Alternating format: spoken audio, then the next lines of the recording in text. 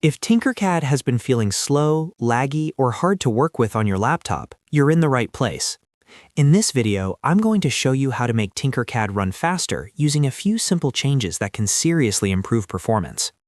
The good news is that you usually do not need any special software or advanced settings.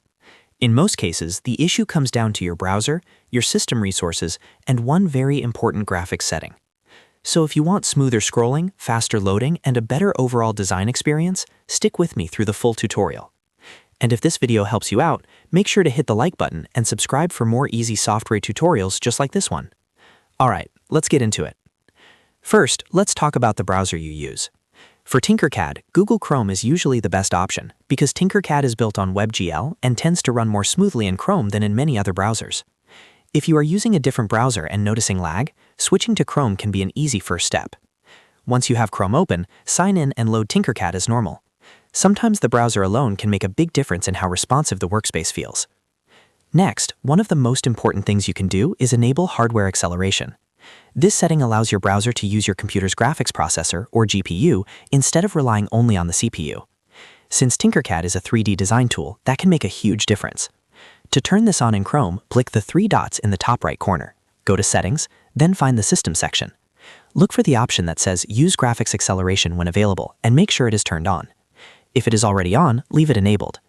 After changing the setting, restart Chrome so the update takes effect. This one step alone can often make Tinkercad feel much smoother and faster. Now let's move on to another simple but effective fix. Close unnecessary background tabs. Every tab you keep open uses memory, and Tinkercad needs that memory to handle 3D objects, shapes, and calculations. If you have a lot of tabs open, especially tabs like YouTube, streaming sites, social media, or other heavy web pages, your browser can slow down a lot. Before working in Tinkercad, try closing everything you do not need. Keep only the tabs that are essential for your work. This frees up RAM and gives Tinkercad more resources to run properly. Another helpful step is clearing your browser cache. Over time, Chrome stores cached images, files, and site data to help pages load faster. But sometimes that cached data can get messy or outdated, and instead of helping, it can make Tinkercad feel slow or heavy. To clear the cache in Chrome, open the menu, go to History, then Clear Browsing Data.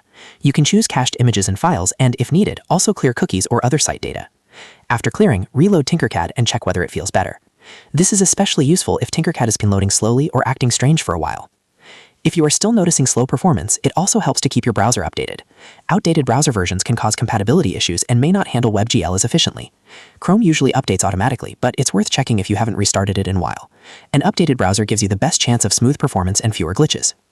And here's one more tip. If your laptop is already running several heavy programs in the background, close those too.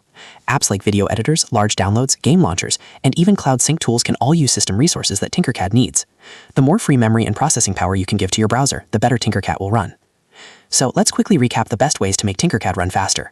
Use Google Chrome if possible, enable hardware acceleration, close extra tabs, clear your browser cache, update your browser, and shut down unnecessary background tabs. These small adjustments can make a big difference in speed and responsiveness. If this tutorial helped you out, please give it a like and subscribe for more simple tech guides and software tutorials. It really helps the channel grow and it lets you know when new videos are posted. Thanks for watching, and I'll see you in the next one.